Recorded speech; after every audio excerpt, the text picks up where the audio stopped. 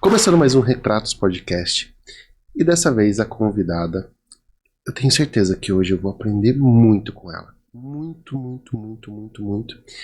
E eu quero conhecer mais dela sobre como ela entrou realmente a fundo nesse assunto que ela aborda, porque eu tenho certeza que você também vai aprender. Então comigo hoje aqui na mesa está Débora Dias. Muito obrigado por ter aceitado o nosso convite e muito prazer por ter você aqui na mesa. Obrigado, Débora. Sou eu quem agradece, Rodolfo. Foi um imenso prazer. Como você me perguntou se eu estava ansiosa, estou empolgadíssima com a nossa conversa. Entusiasmada. E eu tenho certeza de que será muito engrandecedor para mim e para você. Muito obrigado. Fala pra gente, por favor, quem é você e o que você faz? Eu sou professora de língua portuguesa. Eu sou uma pessoa que quer retirar o máximo possível essa barreira que os brasileiros têm em relação à língua portuguesa, sobre ela oprimir, sobre ela ser controladora, autoritária. E eu tenho uma página no Instagram e por meio dela eu trago a leveza do ensino da língua portuguesa a todos Que que me legal. assistem. Então já vamos começar. Qual é o seu Instagram? Meu Instagram é debora.deborac. Débora.deborac. Sim. Então, perfeito. Pra gente começar, eu quero falar também de quem nos ajuda a chegar até aqui, está com a gente também, desde o primeiro episódio aqui nesse estúdio novo e tudo mais, que são as cadeiras Amazonas. Então, se você ainda não conhece, são as cadeiras que nós usamos aqui no estúdio, essa que eu estou, que a Débora está. Então, a gente tem essas cadeiras aqui disponíveis e eu já uso elas há mais de 5 anos. Então, se você precisa de cadeira para o seu escritório, para sua residência, cadeiras realmente confortáveis e que vão aguentar, fica a dica, já acessa o link depois, procura eles que eu tenho certeza que você vai gostar. E já para começar realmente o assunto, Débora, fala para mim, quando que surgiu em você essa curiosidade pela língua portuguesa? Bem, eu sempre fui uma pessoa perdida em relação ao que eu queria da minha vida. Transitei em várias áreas, em vários estudos, até que eu engravidei minha filha. Eu sempre entendi também que tudo que eu fizesse, por mais perdida que eu estivesse nessa área, na área profissional, teria que ser feito com excelência. Engravidei e eu decidi que a primeira infância da minha filha e a segunda seriam feitas com excelência por mim. Então, eu me dediquei à maternidade integralmente por vários e vários anos, até que ela, por volta dos 5, 6 anos, já não precisava mais de mim, já frequentava a escola. Eu olhei, bom, minha parte foi feita, continuarei fazendo, todavia não precisa ser integralmente. Agora eu posso, o que sobrou? Não sobrou muita coisa. Voltarei à minha pesquisa, voltarei à minha perdição em relação ao âmbito profissional. Aí eu pensei, no que eu sou boa? No que eu sei fazer bem? Eu sempre li muito, mas maus livros. Sério? Sério. Que tipo de livro? Sidney Sheldon. O que é esse livro? Não Sidney conheço. Sheldon, O Reverso da Medalha, é um livro fictício, um romance fictício, mas ele se utiliza de palavras simples, de raciocínio simples. Ok. Não me deixava em nenhum momento desconfortável. Isso faz com que eu me eleve. Justo. Maus livros. Quando o livro não o desafia, não fala, filho, você é burro, hein? Você precisa de mais. Quando você passa de 1, 2, 5, 10 páginas sem nenhum, eu não entendi, é sinal de que o livro não agregará nada. Gostei disso. Não, eu nunca havia pensado dessa forma e faz sentido. Sim. Gostei. Livros que não nos desafiam, eles não são úteis.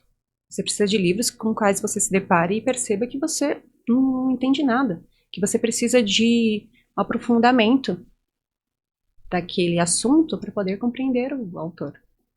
Faz sentido total, claro. Então eu pensei, eu gosto muito de ler. Gosto muito de ler e todo mundo diz que quem lê é inteligente. Eu gosto de ler, mas eu acho que esses livros são ruins. Eu sempre li livros ruins. Quem pode me dizer quais livros devo ler? Quem? Quem faz isso? Qual área me ensina isso? Eu pensei, letras. Letras, eu acho que, nossa, seria uma pessoa letrada, já sei. Em nenhum momento eu havia pensado num retorno financeiro. Eu ia pela premissa de que nós devemos ser felizes com o que fazemos. Porque ao sermos felizes, nós não sofreremos, não teremos nenhum desafio. Seja feliz, trabalhe alguma coisa assim, você não trabalhará nunca, sabe? Ok. Esse papo furado. E então eu falei, não, eu gosto de ler. E eu sou habilidosa, porque eu tirei 900 pontos na redação da Enem. Caramba. Eles mandaram uma carta para mim. Você acredita que isso foi o determinante? Porque eu queria alguma coisa que me fizesse feliz e que eu tivesse uma certa habilidade.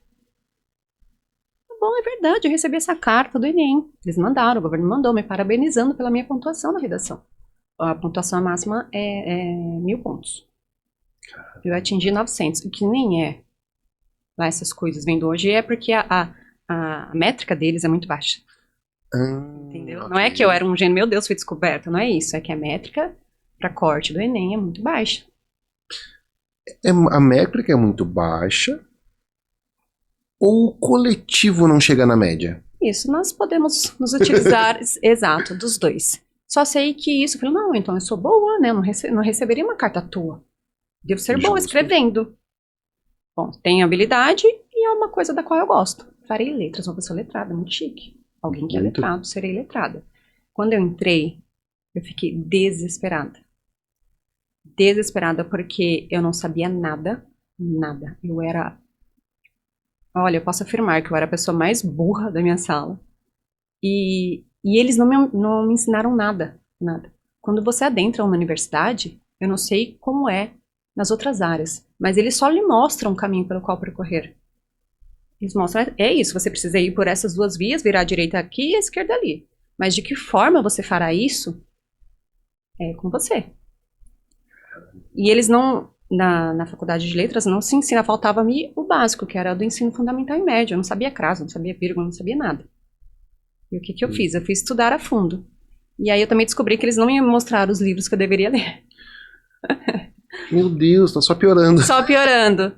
Mas isso foi libertador, porque eu entendi que era aquilo mesmo. A faculdade só não ia fazer isso por mim. Sim, claro. Eu que deveria. Então, bom, eu serei disciplinado, estudarei o dobro, porque é só assim que eu alcanço as coisas. E hoje há essa tendência de dislexia, TDAH, não, eu sou limitada mesmo. Então, eu tenho muita dificuldade. Se nós concorrermos a algo, eu certamente estudarei o dobro, o triplo que você. Mas eu fui encantada. Eu me encantei, era um universo novo, não era aquilo, ninguém ia me ensinar quais livros eu deveria ler. Foi uma ideia pueril. Eu fui de uma forma infantil. Entrei de uma forma infantil, mas aquilo foi criando casca em mim, porque eu percebi que eu não sabia nada e que a universidade não ia me ensinar nada, porque eu já deveria saber ter aquela base gramatical. Ok. Na faculdade ela só ensina linguística, sociologia, essas coisas. Mas foi um assunto do qual eu gostei. Comecei a estudar e já no primeiro semestre eu já sou geração, por mais senhora que eu seja, já sou geração internet. Ok. Já sou geração online. Eu nunca pensei em dar aula na escola. Eu sempre pensei em algo voltado para a internet.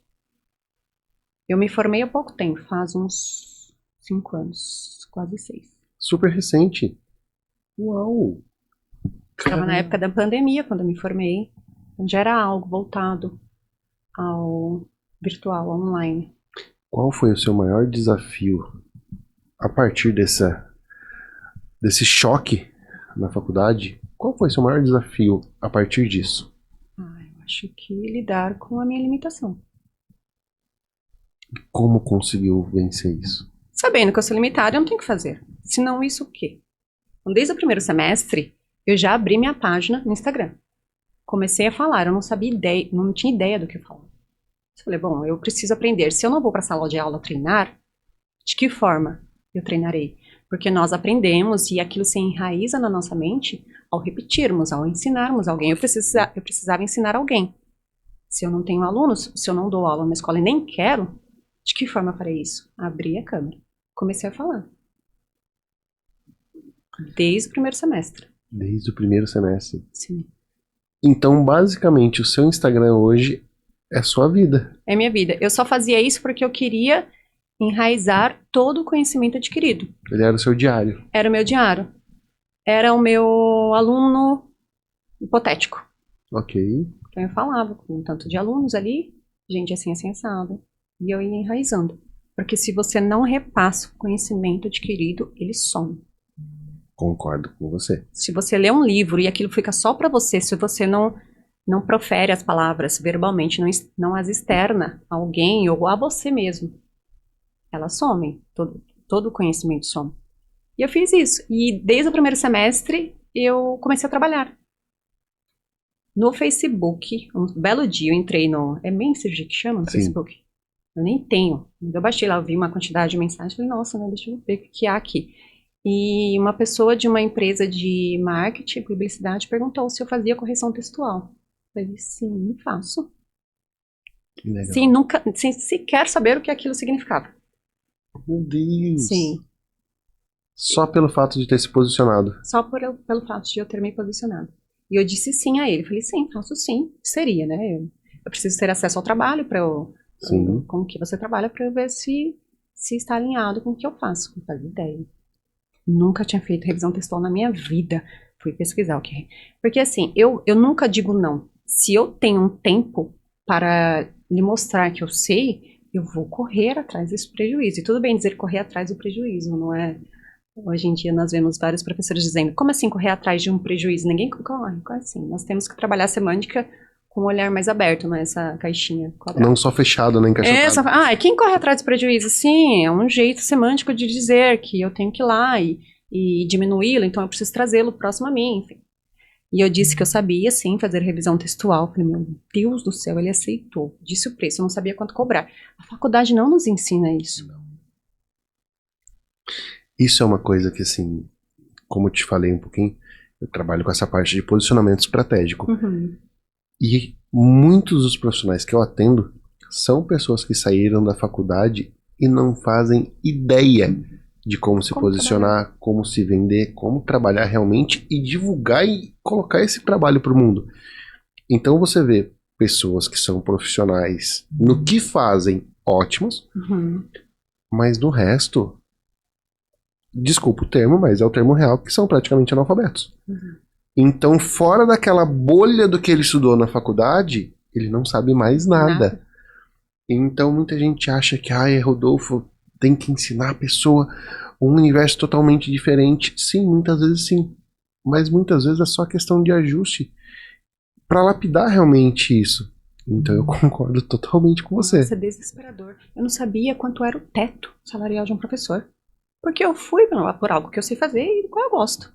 Não é isso que você tem que fazer quando se escolhe uma profissão. Mas é mais do que você precisa englobar, trazer para perto as outras questões. Eu não sabia quanto cobrar. E aí ele me disse assim, eu pago tanto por laudo. O que é isso? Eu nunca ouvi falar esse nome. E aí é o que eu lhe digo, que a internet só facilitou a minha vida. Como eu aprenderia isso se eu não tivesse acesso a uma pesquisa rápida? Verdade. Se eu não tivesse acesso a outras pessoas que sofreram tanto quanto eu com isso. O que é isso? Eu não faço ideia. É um preço aceitável o que ele paga? Eu não sei quanto cobrar. E eu nunca fiz isso. Será que eu devo aceitar? Será que eu devo baixar? Enfim, eu fui me ajustando, errando muito. Porque no início eu queria ser purista, fazer tal qual os gramáticos puristas faziam, que é aquela coisa engessada, um texto engessado. E eles foram com muita calma, tendo paciência comigo. Eu passei a fazer parte da equipe de publicidade. Eles não faziam ideia, não fazem até hoje. Perdoe-me, mas eu dei meu máximo. De que eu não fazia ideia do que você está fazendo. Mas eu precisava partir de um ponto. Sim, claro. E eu dizer, não sei fazer isso, e de que forma eu ia aprender? Concordo. Mas isso que você acabou de falar faz muito sentido e é muito comum, porque praticamente, vou generalizar, mas você vai entender. Todo mundo que está entrando em uma profissão, ele quer realmente colocar o mais perfeito possível. Exato. Até você encontrar os pontos que você fala, cara, isso aqui não precisa, isso aqui pode ser mais orgânico, isso aqui pode deixar um pouquinho mais fluido. Essa palavra talvez não está correta, esse termo não está correto, mas é como a pessoa fala e deixa assim. Deixa assim. Então são algumas coisas que eu percebo até na parte de posicionamento, que muitas coisas você realmente vai falar ali com a pessoa, vai conversar, cara, deixa, porque aquela é a personalidade dela, E se você tira isso dela também, você tá criando um personagem que não existe. Se não existe, ela não vai conseguir sustentar por muito tempo. Esse é o ponto. Não vai conseguir sustentar por muito tempo. Claro que o que realmente é erro, eu também não abro exceção. Que erro é erro, ponto. Sim.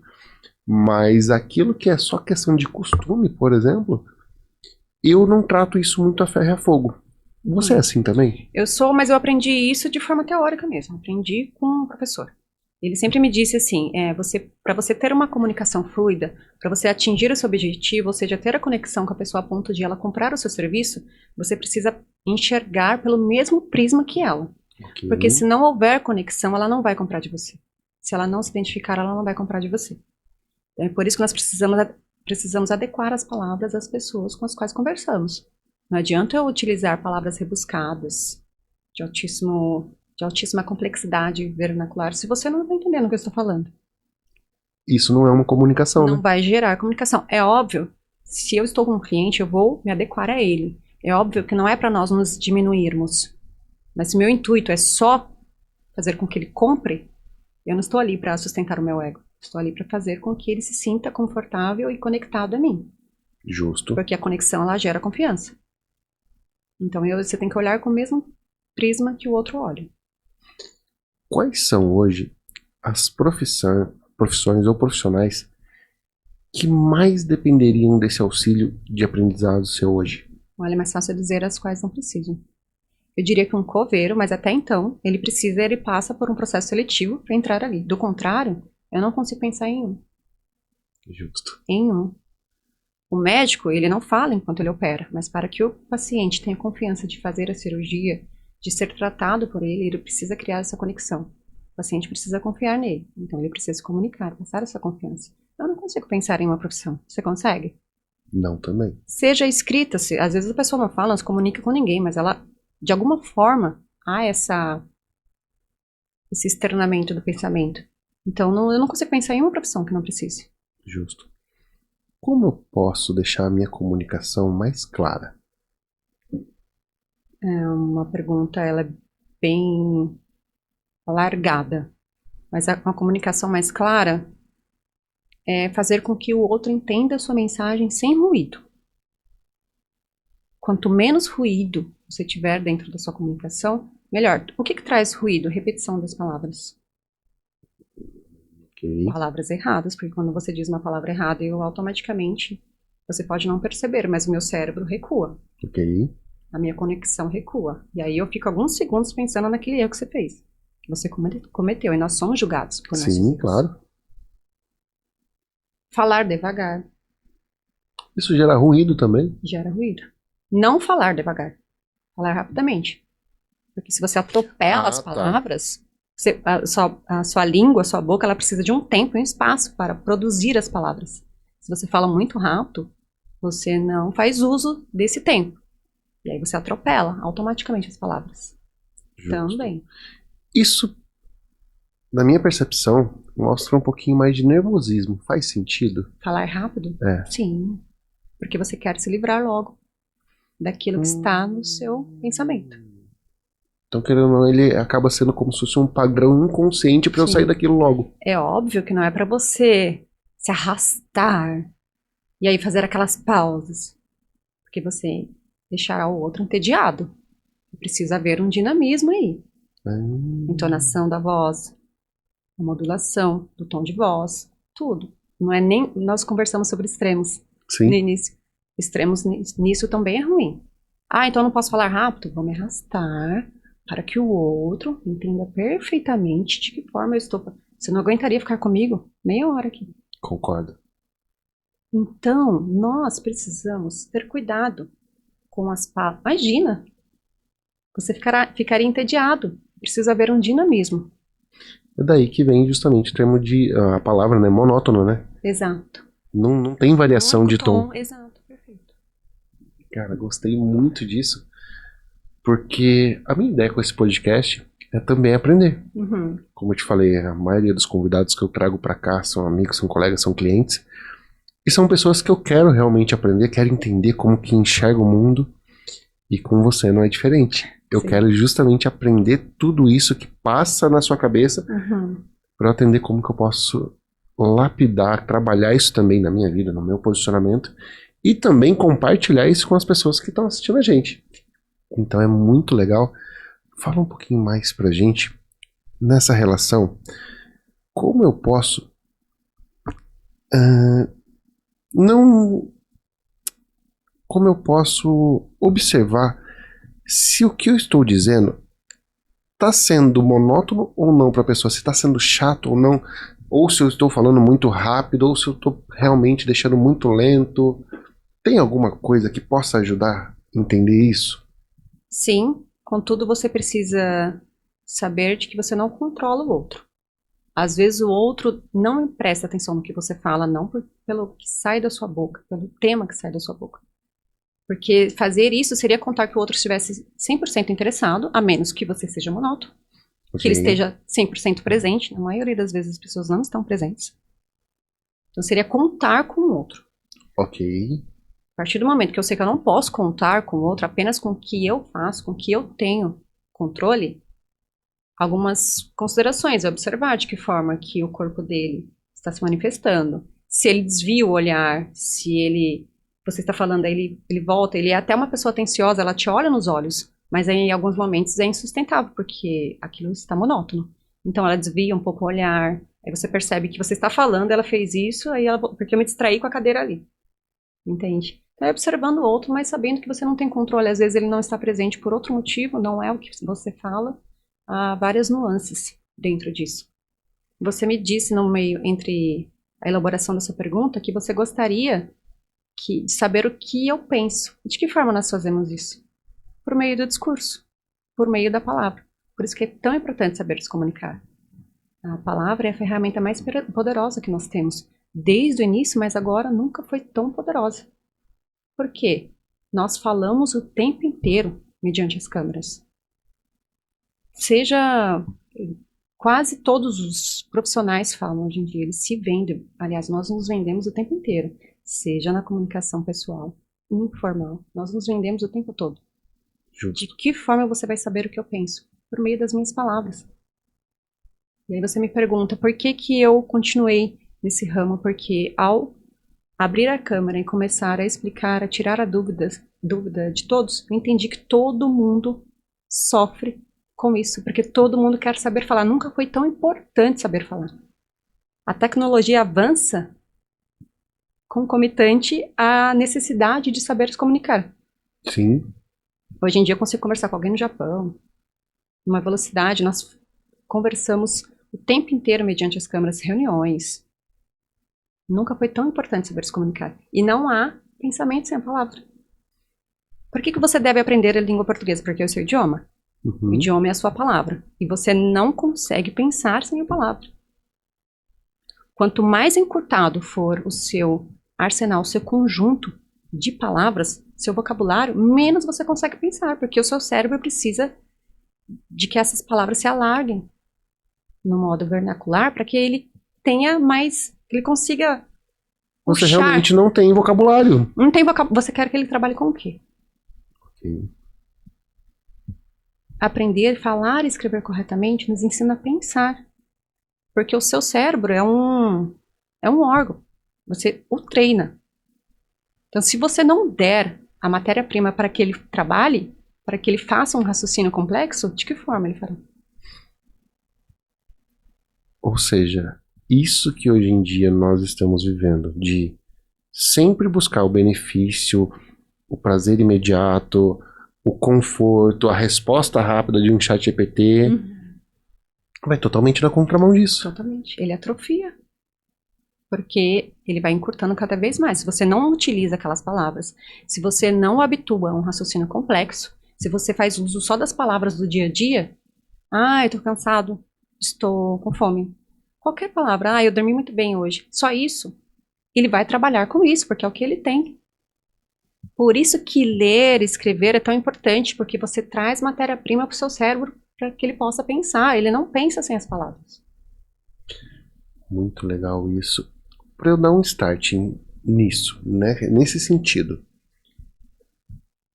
quais livros, ou qual livro inicial você fala assim, Rodolfo, começa por aqui, que eu acho que seria um start muito legal. Depende, qual que é o seu ponto de partida? Raso. Vamos pegar um afegão Raso. médio. Afegão médio precisa ler Machado de Assis. Machado de Assis vai desafiá-lo. Se você for olhar para ele, você vai achar chato, porque o seu cérebro não está acostumado com aquele tipo de raciocínio, com aquela elaboração textual. E ele lhe trará palavras das quais você não sabe o significado. Ok. Já será desafiador. Legal. E aí, nisso, nós entramos num assunto que eu acho completamente incorreto dar isso a crianças. Elas Sério? não têm repertório. Lógico.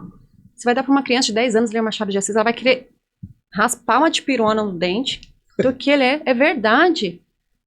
É o maior crime que eles podem cometer ao introduzir a leitura na vida de uma criança. Querer que uma criança de 10 anos leia Machado de Assis. Ela vai preferir tudo. Ela vai preferir ficar num cantinho de castigo em silêncio do que ler Machado de Assis. Extremamente chata, ela não tem maturidade. Caramba, não imaginava isso. Ela não carrega todo um escopo de experiências para que ela entenda o que o Machado de Assis está falando. Ok.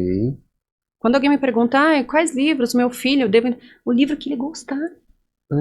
Ok, sim. Ele precisa adquirir prazer na leitura. Depois, num certo nível de amadurecimento, ele vai se deparar com os livros que na maioria das vezes são chatos, mas você entende o porquê de ler aquilo. Gostei disso. Gostei. Você vai dar uma memórias póstumas de braço. Meu Deus do céu, não façam isso. Só que é algo que eu não posso mudar, e é uma opinião minha. Sim, claro.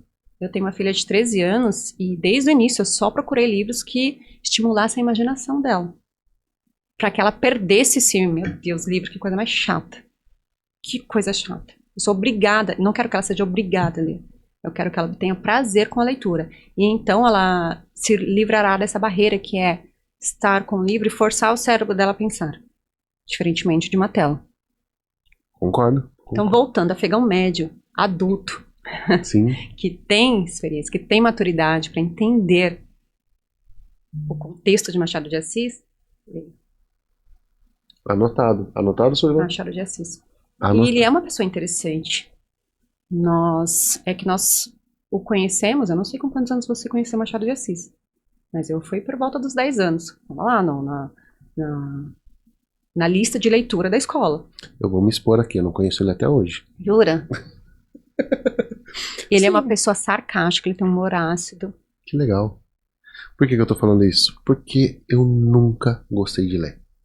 Nunca. Por isso, Rodolfo, eu tenho certeza de que a leitura foi introduzida na sua vida dessa forma. Hoje eu gosto muito de ler. Uhum. Hoje, só que assim, gosto de ler os livros que me interessam realmente. Sim. Então, se é um tema que pra mim não faz sentido, não vou ler. Não vou ler. Uhum. Estava numa rotina de um livro por semana, pra você ter uma ideia. Caiu já isso, mas passei acho que 2 anos nessa brincadeira de um livro por semana. Tava gostando muito. Mas até meus 27 anos, basicamente, eu acho que eu não tinha lido nenhum livro inteiro. Porque você não entendia o motivo pelo qual fazer aquilo. Não era interessante para você. Exato. E eu tenho certeza que você foi exposto a livros que o entediavam. Não, com certeza. Eu, pra você ter uma ideia, eu nunca... olha, eu dando um mau exemplo. Mas eu nunca fiz... Vamos aqui pelo mau exemplo do que não fazer. Nós ensinamos... Melhor, então. Melhor, vamos por essa linha. Porque eu nunca fiz lição de casa na escola. Então, aquelas tarefas pra casa e tudo mais. O meu sistema de aprendizado sempre foi muito mais ali no visual, prestar atenção na explicação. E sempre consegui me sair muito bem nas provas e tudo mais. Mas aquela história de, você tem que fazer uma tarefa pra casa... Nunca voltava a comprar. Mas você era um bom aluno?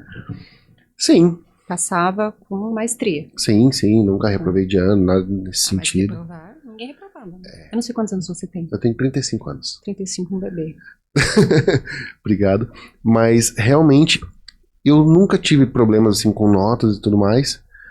Foram poucas, às vezes, acho que dá pra contar no dedo de uma mão quantas vezes eu entrei em recuperação, por exemplo. Então sempre me dei muito bem com essa relação de estudo assim. Mas interesse por livros eu fui começar quando eu ganhei um livro de presente de uma amiga minha. Ela é esposa do meu médico até, Dr. Rodrigo. E ela, num aniversário meu, ela falou: Rodolfo, vou te dar um livro de presente. E ela chegou e me deu um livro. E aí, por respeito a esse casal, e por consideração que eu tenho com eles até hoje mesmo eu falei com ele, eu falei, cara, não dá pra eu não ler esse livro. Mas era um livro interessante até então? Sim, sim. Mas assim, o que é interessante pra alguém que nunca leu? Tem isso também, né? Não, mas era da sua área, algo com o qual você sabia que se valeria? Algo que sim. Algo que faria sentido eu aprender. Sim. E aí, por consideração a eles, eu falei, não, isso aqui eu vou ler. Eu vou ler inteiro, porque eu quero chegar numa próxima vez que tiver com eles, poder falar se ela perguntar, e aí, leu o livro, gostou? Eu tenho uma resposta, pra não mentir pra pessoa. Sim. Porque imagina que chato, você me dá um presente com o maior carinho do mundo, e eu colocar esse presente de canto e não abrir. Pra mim não faz sentido. Eu tenho uma visão diferente do presente. Pra mim, o presente, ele termina a função dele a partir do momento que eu entrego em suas mãos. O que você vai fazer com ele? Então, eu raramente dou livros. Imagina. Ok. Se eu der, se porventura eu der um livro a você, eu direi, olha, talvez você nunca leia, mas ele tem uma capa bonita, você vai colocar lá, todo mundo quer ter um livro em casa. Ok. Ele vai servirá para ficar na sua estante. Ok. Não precisa ler, se você não quiser. Então, Sim. eu entrego o presente e acabou a função ali. Mas eu acho que esse foi mais um desafio pessoal, realmente, Uhum. por conta disso, que eu falei, cara, eu gosto tanto deles, e é normal você perguntar, ei, gostou, tal. Se você ganhar um presente, uma roupa e tudo mais, você vai acabar perguntando pra pessoa, ei, gostou, serviu e tal. E eu fiquei com isso na cabeça, falei, cara, quando essa pessoa me perguntar novamente, eu quero ter uma Então você ficou resposta. preocupada com eles. Sim, sim. E aí eu li com certeza realmente pra poder responder isso pra eles. Perfeito. Só Eles perguntaram? Não. Nunca mais tocaram no assunto. Mas isso foi legal, porque a Sim. partir daí foi que eu comecei a ver, cara, dá pra eu ler, aprendo muito. E foi a partir daí, então, que eu comecei a trazer esse hábito pra dentro e comecei a comprar livros. Uhum. Então hoje, aqui no escritório, eu tenho minha estante com livros e tudo mais. Só que hoje a minha estante, eu só coloco livros físicos. Eu não gosto realmente de livros digitais, porque como eu cresci com essa, entre aspas, dificuldade e tudo mais, hoje pra mim esses livros são meio que um troféu. Sim, é importante. Ou seja, se está lá, é porque eu li. Então eu compro livros hoje, tudo, pensando exatamente nisso. Então até me alonguei aqui para contar essa historinha para você. Uma confissão. Exato. Mas é comum você encontrar pessoas nesse formato meu hoje? Absolutamente todas as pessoas das quais eu conheço são assim. E eu acredito que haja essa origem de eles foram apresentados aos livros sem nenhum respaldo, sem nenhuma experiência, sem nenhuma maturidade. Você tem que ler, você não sempre ouviu, você tem que ler, você precisa estudar para crescer na vida. Sim. E aí isso é tão abstrato, para crescer na vida eu preciso estudar. Eu sempre fui uma péssima aluna porque eu não entendi o motivo pelo qual fazer aquilo. Eu não entendia por que estudar a língua portuguesa, inclusive. Hoje eu sei que eu precisava ter estudado na época, porque falar corretamente, escrever corretamente, ensina meu cérebro a pensar corretamente, porque ele só se utiliza de palavras. A matéria-prima do seu cérebro é o palavrar. Ok. Mas você acredita que hoje o método de ensino que nós temos, ele faz sentido? Ou se fosse para você ajustar isso, você mexeria de alguma forma? Isso abre diversas gavetas dentro Ok. do âmbito educacional. Não é só ensinar, nós sabemos que é toda uma sombria questão por baixo disso. Mas se fosse pensar só no método de ensino, como se todas as outras coisas estivessem no lugar, eu inseriria ensinar ao aluno o motivo pelo qual ele está aprendendo aquilo. E faria associações ao dia a dia dele. Eu me lembro, na época em que o meu professor, eu não sei se você fazia isso, de nós escrevermos por extenso até 1000. Você é novinho, Rodolfo. Eu tenho 38 anos. Ai, mas meu Deus. Sim, Só que mas quem você rodou- fazia isso? Também. De entregar a lição de casa, atividade, valendo nota, não sei, era escrever até 1000. E aí eu me lembro, não fui eu quem perguntou, mas alguém na minha sala perguntou, mas por que eu tenho que fazer isso? E ele disse que era para aprender a assinar cheque. E fazia aquilo com maestria. Nós não utilizamos mais cheque hoje em dia. Sim. Mas é verdade. Se para você assinar um cheque, você escrevia por extenso o valor Sim. dele. E ele fez essa associação com o dia a dia. Eu achava uma besteira, eu sei contar, eu sei escrever, por que eu tenho que escrever até 1000 e entregar para ele? E aí ele disse, para você aprender a escrever cheque. Uma das coisas que Eu acho muito fascinante, realmente. E tenho curiosidade até hoje, mas nunca fui atrás. Mas é uma coisa que eu acho lindo. É quem domina realmente a arte da caligrafia. Eu olho aquilo, as pessoas Você acha bonito?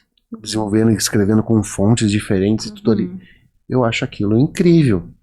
Minha letra é feia? Não. Então, assim, não é horrível, passa batido, mas quando eu olho alguém que escreve bem ali, que é bonito. Outro dia, onde que eu tava? Tava fazendo check-in de um hotel. O atendente, um homem, seus 25 anos, ele foi fazer a entrada. Na hora que eu olhei no papel, a Chamou sua letra atenção. impecável. Coisa mais linda. Falei, rapaz, que letra é essa? Ele olhou pra mim, sabe assim, não Aham, esperava o elogio. sim. Ele olhou pra mim assustado, sem entender direito. Ele falou assim: sério que você gostou? Uhum. Eu falei, cara, Não é gostei bonito? demais. Ele ficou todo desconcertado, tadinho. Mas ele agradeceu. Ele falou, não, é que eu gosto de escrever justamente. Uhum. Cara, muito legal. Então é uma coisa que me chama atenção também, mas nunca fui atrás. Mas exatamente disso, de escrever, de praticar também, né? Sim. Quando você olha, talvez de uma forma inconsciente, e aprofundando em filosofia, você se sente em paz, porque aquela escrita denota a ordem. Ok. A habilidade de escrever daquela maneira denota a ordem não só dos pensamentos, como motora da pessoa. Ok. O controle do movimento das mãos, a destreza, denota a ordem. A minha escrita é péssima. Eu escrevo muito mal. Minha letra é horrível. Escrevo muito mal, não. A minha caligrafia é péssima. Escrever, eu Ok. escrevo bem. Sim. Sim, todavia, eu gosto de dedilhar músicas, piano. Aí eu faço Sério? essa compensação, sim, que também... Por que nós achamos lindo quem toca um instrumento? Porque ela também, assim como a caligrafia, ela denota ordem, ela consegue não só pensar naquilo, na produção daquilo, como a parte motora dela está alinhada, ela consegue controlar os dois. Isso é lindo de ver. Inconscientemente, nós vemos que aquela pessoa tem ordem, há ordem nela. E tudo que é a ordem, que nos traz ordem, nos traz paz. Justo. A gente não sempre vai, você deveria aprender um instrumento quando criança. Você deveria aprender um instrumento. É tão lindo quem toca um instrumento. Por que é lindo? Eu aprendi, só que no meu caso foi bateria. Não importa. Ainda assim, você faz associação motora, Sim. cognitiva ali, de saber as notas. Eu toco piano há muito tempo e eu gosto muito disso. E eu sempre, uma vez pesquisando, por quê, né? Por que as pessoas sempre falam, você precisa aprender um instrumento?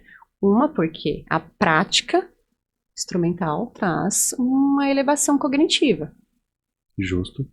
Você destrava ali áreas do seu cérebro, que é de fazer a conta matemática dos tempos, das notas, enfim. Mas tudo isso traz ordem, tudo que traz ordem traz paz. Você começou a tocar piano com quantos anos? Com 9 anos, na igreja, tão bonitinha, eu tocava. Que legal. Eu já toquei junto a uma orquestra de 400 músicos. Como assim? Conta isso pra Sim, gente. eu fazia parte da CCB, Congregação Ok. Cristã no Brasil. Utilizava o véu, tudo bonitinho. E eles faziam, mensalmente, a cada 3 meses, um ensaio regional com a região inteira. Então nós nos encontrávamos em uma igreja e todo mundo da região ia lá para que nós pudéssemos entoar os hinos e todo mundo estivesse alinhado de que forma fazer aquilo. Então ia um regente. Que legal. Era divino. Divino. Eu sinto tanta falta disso, dessa energia, dessa comunhão Sim. com os hinos da igreja. É algo que me traz boas lembranças. Que legal. Mas você começou a tocar por conta da igreja também? Minha mãe falou, você precisa tocar na igreja. Falei, claro, mãe. Eu morava com a minha mãe, e eu sempre fui criada com, enquanto você viver sob meu teto, terá de fazer as coisas que eu digo, Sim. com razão. Você precisa tocar na igreja, muito lindo, e eu realmente gostava, realmente queria seguir aqueles preceitos, e com 9 anos eu comecei a estudar, e aprendi só para tocar na igreja, e aquilo me sustenta até hoje. Esse legal. ensino eu amo. Eu conheço isso porque a CCB realmente até hoje, nessa parte de música, é uma das maiores instituições de ensino realmente também de música. E isso em diversos instrumentos que praticamente hoje estão perdidos. Perdidos, é a coisa mais linda do mundo. E lá eles têm isso realmente como a base. Não tem nem como falar porque realmente é a Era base. o que me mantinha ali. Era o instrumento, o piano, o órgão. E então, como tinha um cargo na igreja, eles chamam assim. Uhum. Como eu era organista, tinha um cargo na igreja, eu tinha que seguir certas doutrinas a mais do que os outros que não tocavam. E uma delas era não me relacionar com ninguém que não fosse da doutrina. Ok. Ou seja, me relacionar com mundano, Sim. eles dizem. E aí me apaixonei por um rapazinho lá, enfim, é aquela coisa, não tem como, eu estou apaixonada, aí eu tive que tomar uma decisão. Aí eu fui retirada do cargo, porque eu queria Ok. continuar namorando o menino. Por fim, fiquei 3 meses com ele, imagina, não valeu a pena. Mas eu fui retirada e a partir do momento em que eu não podia mais tocar ou fazer parte daquele grupo de musicistas, pra mim era inviável frequentar a igreja. E aí eu nunca mais voltei. Entendi. É. Sim. Na questão de oratória, como eu posso fazer para me sentir preparado? Sei que também isso é uma pergunta muito aberta, porque Uhum. cada um está numa fase, mas como eu posso fazer para realmente ou me preparar ou para me sentir mais preparado? Porque tem muitas pessoas que se sentem seguras mesmo já estando mais Uhum. preparadas. Existe algum termômetro para eu conseguir identificar isso? Se eu estou ou não, ou que eu precise? Há algumas questões basilares. A primeira é você dominar o assunto do qual se fala. Você precisa sabê-lo de trás para frente para trás, tê-lo enraizado, ou seja, de cor, de coração. Você precisa dominar o assunto do qual se fala, você não pode ir despreparado. Você precisa ensaiar, nenhum artista se apresenta sem antes, nenhum artista entra em um palco sem antes ensaiar. Aquilo não sai na hora, a menos que seja um improviso. Uhum. Mas ele se preparou, ele decorou, ele treinou, ele imaginou aquela cena, ele falou com os outros personagens antes de se apresentar. Então nada é na hora. Você precisa treinar, você precisa ter domínio do que se fala e treinar, a repetição. Muito bom. Até porque, até para músicos, trazendo isso para música novamente, até para músicos, quando você vai ver o improviso em cima de um palco, num show, ele tá fazendo um improviso dentro de uma do que ele já teoria. sabe, exato. Então ele estudou até para improvisar. Uhum. É mais ou menos isso É também? mais ou menos o que nós estamos conversando agora, nós estamos improvisando. Eu não trouxe nada preparado, nem você. Nós Exato. estamos dialogando, os assuntos surgem, e aí, mediante o que já temos como base teórica, nós exploramos esses assuntos. Isso é improviso.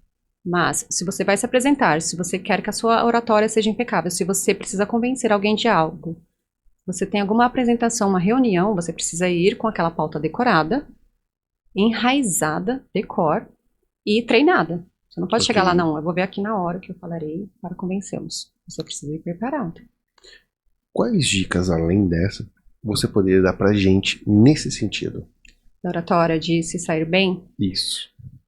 ter calma é a primeira de todas, porque se você não tiver calma, o seu cérebro perderá 50% da capacidade cognitiva dele. Controlar, respirar muito, pensar antes de falar. Parece algo óbvio, lógico que nós pensamos na maioria das vezes não. A palavra antecede o pensamento. Você precisa pensar antes de falar. E treinar muito, ir preparado. Então, justamente esse negócio de vai lá, faz e seja o que Deus quiser. Sim. Você precisa de preparo. Você sabe que a palavra ela é tão importante que o discurso, ele inclusive serve para que nós nos livremos de cancro nefastos que às vezes invadem a nossa alma. Por exemplo, a terapia. A terapia ela faz uso do discurso. Você senta diante de um profissional e você fala. Você tira como se você estivesse espremendo uma espinha cheia de pus. Você vai se livrando daquilo que está incomodando por meio do discurso. A palavra ela não serve só para convencer o outro, para fazer com que o seu cliente compre. Ela está em tudo, absolutamente tudo. Uau. Até para você saber o que está ali no âmago do seu coração, para saber o que você está sentindo.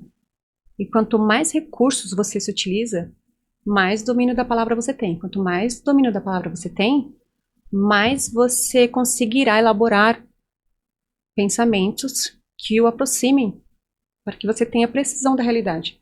Então, o discurso, o palavrar, o falar corretamente é importante até para isso. Teve algum momento na sua vida que você percebeu que falou, cara, cheguei num nível muito legal agora, nesse sentido de discurso, e agora estou ficando satisfeita? Não. Quanto mais eu exploro, quanto mais eu estudo, mais desesperada eu fico, porque eu sei que há tanta coisa pela frente. Desesperada é uma hipérbole. Sim. Mas eu vejo que eu preciso estudar mais, cada dia mais. Quais são as suas referências? Literárias, Dostoiévski. Uau. Eu sou completamente apaixonada por ele. Mas a nossa relação é dessa forma. A cada página ele me agride com com a constatação da minha burrice e o quanto eu preciso estudar mais, ler mais, saber mais, ser mais. E eu gosto desse tipo de livro. Uau. Esse é o seu maior desafio, então. É o meu maior desafio. Eu gosto de me deparar. Se nós pensarmos, Rodolfo, não há nenhum pensamento que seja único. Tudo que você tem, tudo que você pensa acerca do mundo veio de algo ou de alguém. Você é um conglomerado. Você é uma soma das pessoas nas quais você se inspira. Sim. Então nós temos que pensar que nenhum pensamento é único, ele é intertextual. Quando você pensa no texto, tudo é texto. Que eu estou falando, que eu estou pensando no texto. Sim. Essa entrevista é um texto. Tudo é Ok. texto. E tudo é intertextual. Nós falamos aqui sobre diversos assuntos nos quais nós encontramos em outras pessoas. Não é meu, não é seu. Sim. Tudo que eu penso não é meu, não veio só de mim, veio das minhas experiências somadas às pessoas nas quais eu me inspiro. Eu procuro ter essas inspirações bem delimitadas para que eu não me perca e não vá muito longe, entendendo a minha limitação. Dostoiévski é um exemplo, Clarice Lispector. Então eu sou uma soma dos autores nos quais eu me inspiro. Isso é uma frase que eu ouvi muito também quando eu comecei a fotografar. Que justamente nós somos, no caso, fotógrafos, né? Nós somos a soma dos livros que lemos, músicas que escutamos, filmes que assistimos, e que tudo isso realmente compõe a nossa fotografia. Por quê? Porque é a partir disso que a gente cria realmente esse repertório e consegue traduzir isso nas imagens. Mas, entendendo o que você falou, faz sentido total mesmo, porque isso é o que traz esse repertório, né? E eu acho libertador. Imagina se tivesse que sair de mim. Imagine que você tiver... Tudo bem que há pessoas que criam, saem do nada. Ninguém teve aquele pensamento. Ela foi a primeira, mas eu não... Eu sei que eu não serei uma delas. O fato de eu poder, de tudo ser uma cópia, é libertador. Então eu só tenho que encontrar as minhas referências, saber quem vai me ajudar nessa jornada e me inspirar neles, copiá-los. Eu sou uma soma de Dostoiévski, Clarice Lispector, Fernando Pessoa, todos. Como você consegue traduzir isso? Não traduzir, mas encaixar tudo isso no seu dia a dia. Porque você acredita que, de certa forma, para muitas pessoas isso pode ser assustador? Esse conhecimento que você carrega? Assustador? De que forma? De passar a enxergar o mundo com um olhar mais... Assustador, não assustador, vamos trocar a palavra por espantoso, de olhar e falar, caramba, como assim tanto conhecimento de...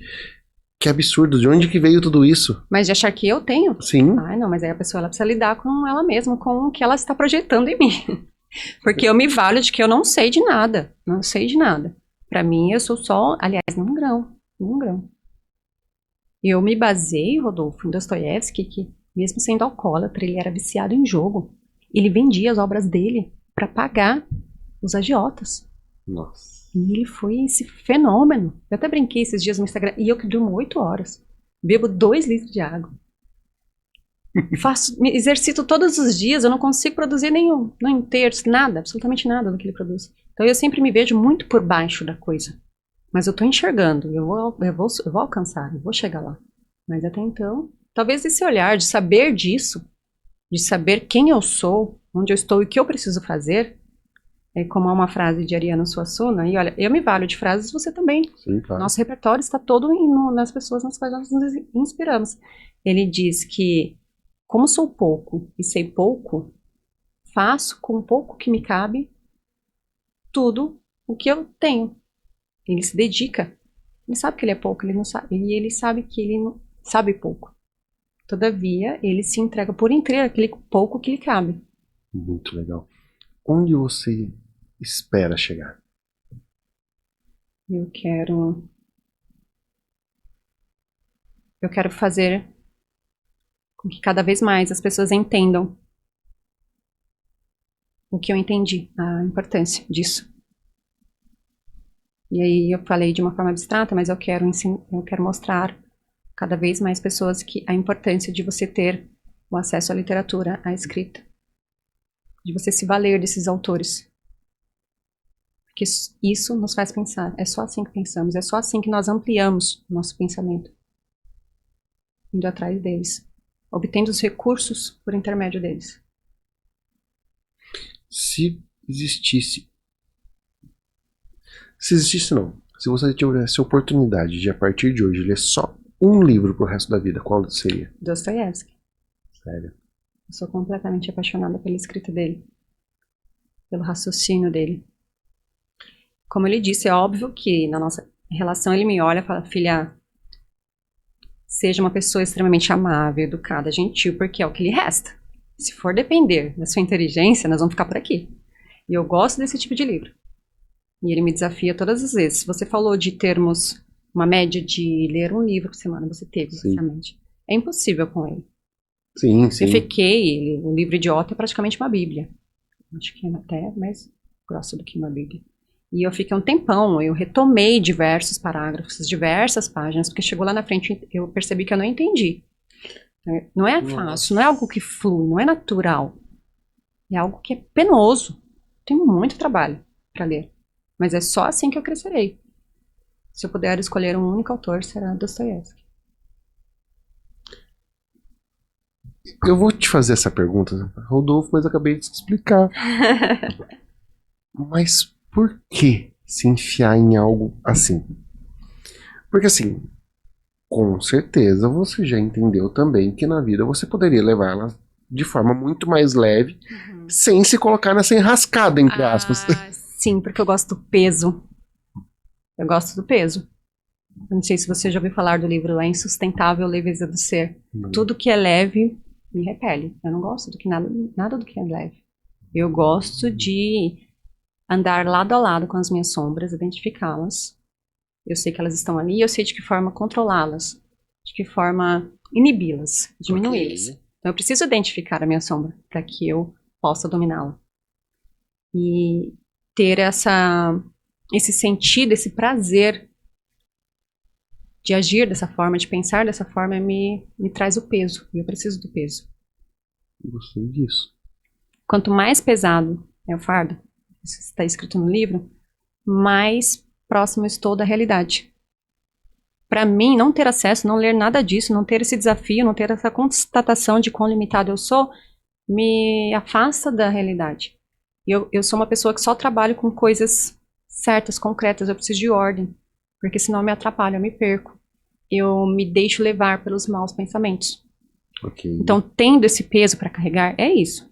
Eu vou me dedicar, gastar minha energia com isso, não vai sobrar espaço nem forças para que eu deixe os maus pensamentos invadirem a minha mente.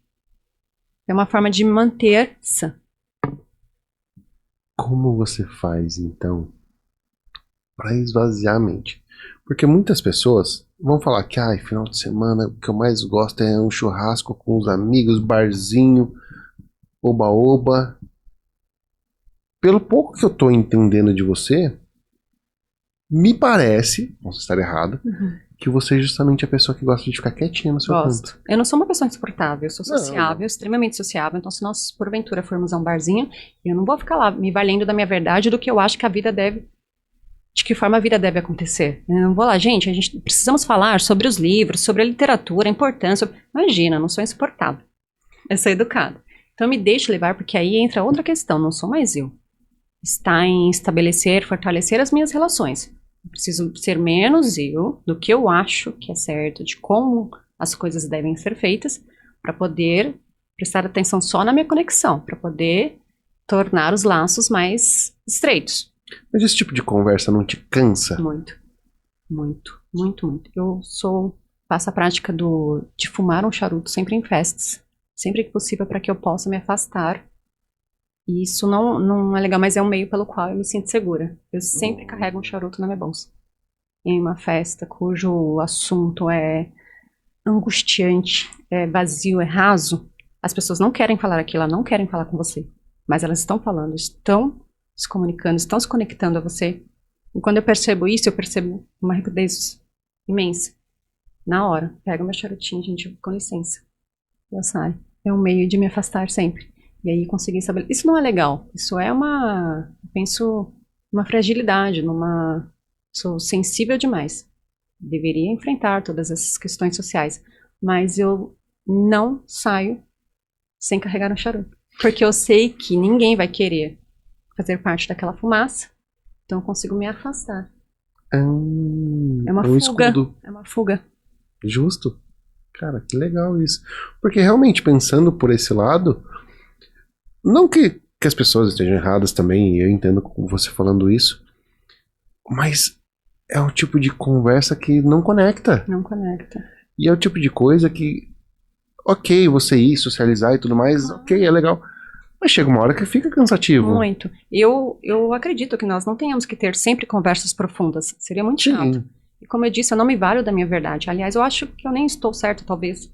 Então, por isso eu não me valho. Nós precisamos falar sobre o que é interessante, livros. Não é isso.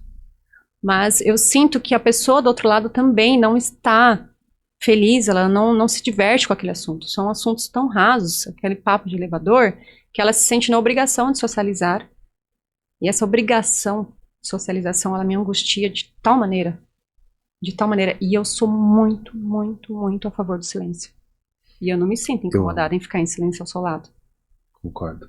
Eu não vou preencher o espaço todo o tempo só porque nós não conseguimos ficar em silêncio. Eu lido muito bem com ele.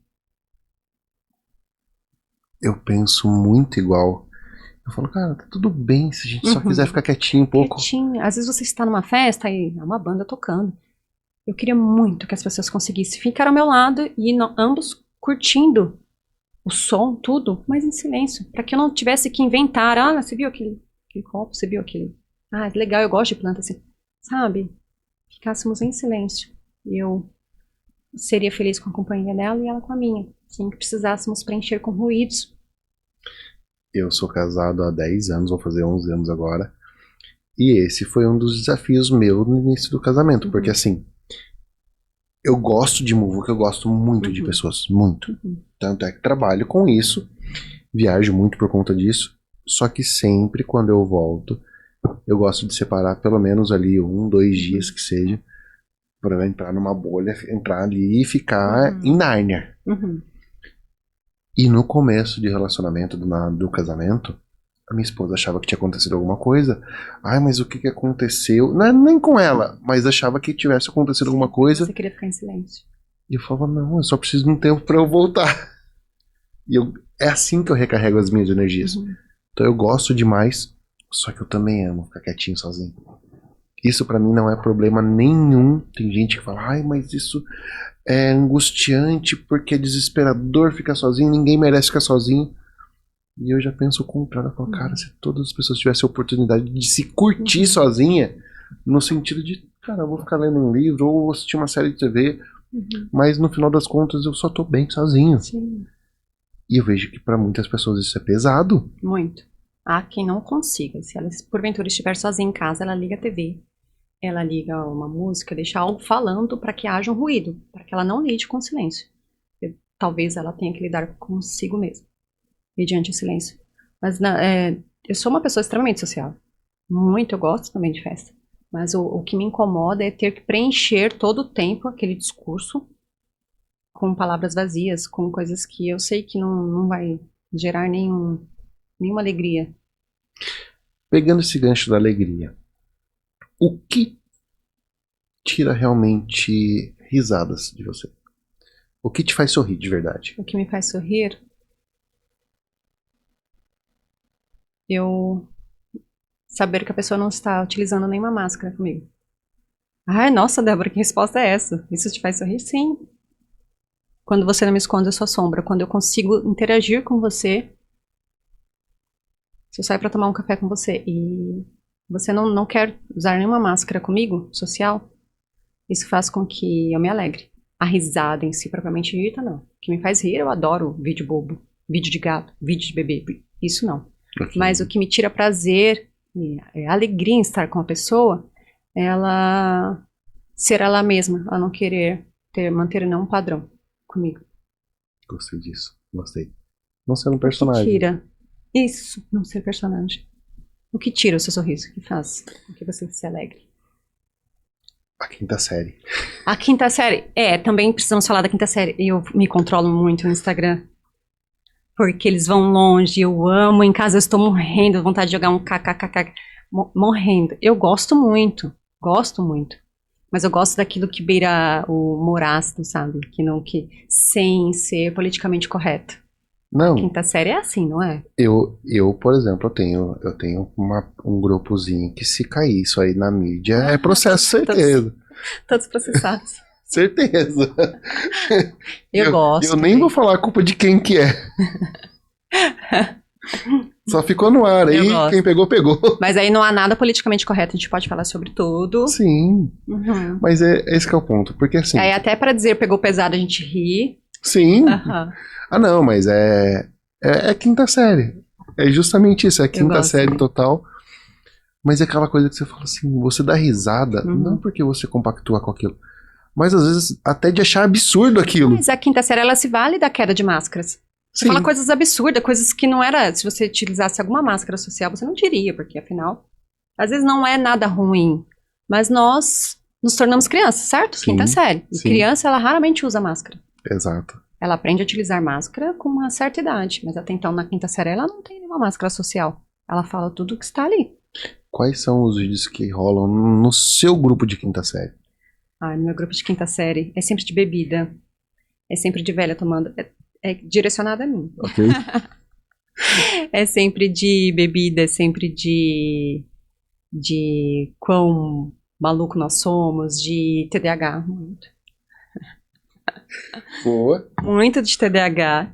E é sempre algo que direcionado aos integrantes do grupo. Sempre assim. Então é quinta série mesmo. Quinta série. Gostei disso. Uhum. Porque realmente, eu te fiz essa pergunta porque muitas pessoas vão falar, não, ela não. Sim. Ela não vai receber um vídeo assim, não. Não, imagina, eu morro de rir. Só que, como eu disse, nós somos multifacetados. Eu não sou sempre assim, eu não sou sempre Sim. regrada. E pra mim, eu não estou regrada, eu não sou regrada. Eu sinto prazer com isso, então é natural pra mim.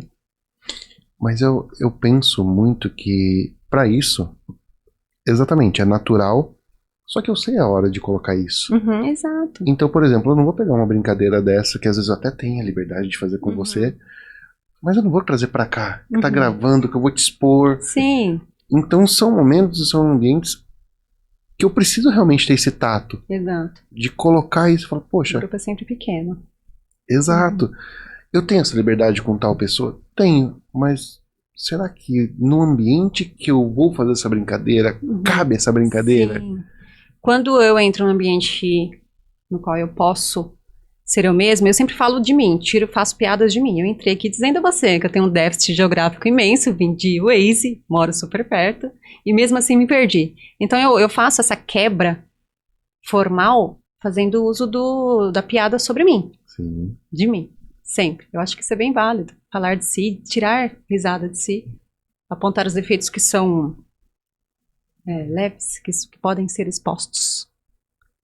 justo. É uma grande quebra. Gostei muito disso, muito, muito, muito, muito, muito. Agora, eu sempre, sempre pergunto pra todas as pessoas que vêm aqui, existe algum assunto que ainda não tocamos, mas que você fala, Rodolfo, isso aqui eu gostaria de colocar na mesa? Tem algum assunto assim pra você? Sim, filosofia. Sério? Filosofia. Me conta isso. Eu tento fazer uso da prática estoicista. Eu não sei se você conhece, que é baseada na filosofia de você aguentar o tranco da vida, o baque da vida, sem reclamar. Então, Que se legal. você for golpeado pela vida, você se levanta rápido. Sacode, vamos lá, vamos continuar a luta. Eu gosto muito. Para mim, quando eu entendi a parte estrutura gramatical, eu percebi que eu precisava ir além, porque eu tinha que somar o autoconhecimento a isso. Aí eu fui atrás da filosofia. Já fiz inúmeros cursos, eu amo filosofia. Eu amo a prática estoicista. Caramba. Ela diz que nós não devemos nos abater com a tristeza, com a angústia, porque são inerentes ao ser humano. Ninguém é isento da angústia, do sofrimento, da tristeza. Mas para nós não nos esquecermos que assim como estávamos alegres e nos tornamos tristes, tivemos um assunto que fizesse com que nós sentíssemos angústias, aquilo cessará e nós voltaremos a ser alegres. Então, o que fazer na hora de estar angustiado, de estar triste, a forma com que nós agimos? Porque é nessa ação que voltaremos a ficar alegres e felizes mais rapidamente. Tem um versículo que fala muito parecido com isso, que é: no mundo tereis aflições, porém tem de bom ânimo, eu venci o mundo. Jesus falando, né? É isso. E você, por quê? O que te fez encarar a vida dessa forma? Eu não queria ser uma pessoa amarga. Quando se tem acesso a todas essas literaturas, você percebe que o mundo sempre foi assim. E que ele não vai melhorar, ele é assim. Só mudarão os cenários. Mas os seres humanos serão assim, sofreremos angústias. Você presenciará o terrorismo, sim, em todos, não importa. Nós sempre presenciaremos isso, a maldade. Sempre. Então, o que fazer quando você sabe que não vai mudar? Não adianta você ficar buscando uma vida melhor, um ser humano melhor. Nós somos assim desde que nos entendemos por gente. Ou seja, o mundo não é justo e é isso. Não é justo e é isso. A vida, ela tem um certo limite, é isso. Um certo limite de trazer prazer e conforto e relaxamento. Nós exigimos muito do que a vida pode proporcionar. Nós projetamos algo que não é possível. Cara, Então, a prática estoicista, ela faz... É isso mesmo. Você vai um dia, você leva um tombo, no outro você levanta e alguém assopra, você é aliviado, no outro dia você cai de novo e assim não vai parar. Não existe, não, eu quero ser isso. Não, quando você obtiver o que deseja, você terá outra aflição. Aparecerá outra aflição. E é de que forma lidar com isso? Você citou uma passagem bíblica e o estudo da língua portuguesa, ele foi abrindo diversos universos para mim, que é a literatura religiosa e a filosofia. Eu lembro que eu estava estudando o verbo, humildemente na minha casa, de repente eu li. O verbo estava no início de tudo. No início era o verbo era Deus e o verbo estava com Deus. Como assim? Eles fazem essa associação da importância, que o verbo é a classe gramatical mais importante que temos, que é o que descreve a ação. Tudo que é ação é verbo. Não existe vida sem ação. Aí eles fizeram essa conexão com a passagem bíblica, se eu não me engano, está em Gênesis. E aquele foi, meu Deus, eu quero estudar esse tipo de literatura também, sem o viés religioso. e tudo que para quem acredita, claro, tudo que foi criado no Gênesis foi através da palavra. Através da palavra, Deus criou o mundo. E aí ele fez uso do verbo na forma imperativa. Meu Deus do céu, Haja. tá tudo... Haja. Ele mandou, ordenou. Exatamente. E ele isso. criou um mundo utilizando o verbo na forma imperativa. Eu fiquei, nossa, fascinada. O dia que eu li isso, que isso entrou na minha mente, que eu entendi... Meu Deus do céu. Só que eu não queria ir só pelo viés religioso. Eu queria estudar a parte racional, sem o crer. E aí eu aprofundei na filosofia. E encontrei os estoicos, que é Marco Aurélio, que era o imperador. Os 3 grandes pais do estoicismo: Marco Aurélio, imperador, Sêneca. Já ouviu falar de Sêneca? Sim. Você acredita que ele era um senador? Não. Você acredita que o famoso Sêneca era um senador? Não sabia disso. E ele tinha tamanha sabedoria, obviamente, mas você não pensa nele como um político. Não. Era senador. E Epícteto, que era um escravo. Nossa. Fascinante. Muito. Então eu englobei, fiz essa tríade de língua portuguesa, literatura religiosa e filosofia para poder me divertir, meu parque de diversões. Ali você se encontra. Eu me encontro. Eu gosto muito de filosofia. Então deixa eu cutucar um pouquinho você nesse sentido. O que na Bíblia foi criado sem esse verbo imperativo? Foi criado Porque Deus criou tudo assim, certo? assim, isso. Tá, mas aí se você não se refere à criação do mundo, e sim Do homem. do homem. Porque quando ele vai falar sobre a criação do homem, ele fala: façamos nós. Exato, porque nós temos que ser semelhantes a ele. Exato. Não é Aí, fascinante? é muito louco. Muito louco. Porque assim, ao mesmo tempo que as pessoas acham que tudo foi só jogado ali, Uhum. mas ao mesmo tempo você vê uma profundidade de detalhes que você Uhum. fala, cara, Eu ouvi de um filósofo esses dias que ele perguntaram a ele se ele acredita no sobrenatural. Ele diz: para que eu preciso do sobrenatural? O natural é fascinante. É fascinante. isso é verdade. Para que eu preciso acreditar no sobrenatural? O natural já é fascinante. Tudo bem que cremos em Deus, eu creio, obviamente. Em Deus é algo sobrenatural, porque crer é aquilo que não se vê e não se pode comprovar. Mas a vida, ela é em si. Nós não precisamos buscar nada lá fora. Mas ao mesmo tempo, é isso que volta, que nós já comentamos, que todo extremismo é burro. Uhum. Então a pessoa, na minha opinião, tá? A pessoa que ela é aquele extremista religioso, tapado que não quer estudar porque tudo é Deus que fez, eu acho isso uma ignorância. Da mesma forma que a pessoa que também, não, tudo é livro pra mim. Sim. Cara, não existe algo além do sentido. Poxa, olha em volta. Existem pessoas, às vezes, conversando com você em uma festa e você vai ter que aprender a socializar com isso. Sim. Então não é tudo teoria também. Então, esse ponto que eu falo, que é o que eu tento trazer pra minha vida de deixa eu tentar levar uma vida leve. Isso. Eu vou me desafiar, vou realmente debruçar ali em cima de temas que pra mim fazem sentido, mas que muitas vezes pra quem tá comigo, a pessoa Não é nada a ver. Nossa, viajou. e que só pra mim faz sentido. Exato. E na minha cabeça tá tudo bem. É aquilo que eu disse, de não me valer da minha verdade absoluta. A minha verdade não é absoluta. Algum dia, ou por algum tempo, foi diferente isso com você? Sim. De não me valer, sim. No início, quando imagina, eu sei falar corretamente, eu sei utilizar. Aí eu falei, não, eu entendo, agora eu sei. Não é assim que você deve falar, não é assim, porque. Sim. Como que houve essa transição? Pra você falar, De ter opa, aprofundamento na minha busca, entender que eu não sabia nada. vou tentar tocar um pouquinho mais. Como que esse ego foi quebrado? Porque pra mim, de certa forma, é uma questão de ego mesmo. Não porque eu sei, porque eu estudei, eu sou o melhor fotógrafo, eu sou especialista nisso. E até você chegar ao ponto que, cara, são outras visões. E eu acredito que isso tenha sido em meu próprio benefício. Acredito não, tenho certeza. Porque a partir do momento que eu apontava saber, eu tinha muito medo de errar. Eu preciso sustentar essa sabedoria dita por mim. Quando eu me valho de eu não sei, eu tenho muito ainda a aprender, eu sou muito pequena, sei muito pouco, isso me liberta. Eu consigo explorar mais, externar mais, sem medo de errar. Porque eu já estou deixando claro para você. Eu estou começando, eu ainda quero ir muito longe. E por começar, eu vou errar muito, muito. E é tão legal que eu aprendi com Clarice isso, que até para fracasso, nem o fracasso é para todos. Porque é preciso subir até uma altura suficiente para que você caia. É verdade, há pessoas que nem fracassaram conseguem, porque elas têm medo de ir, não vou sair daqui.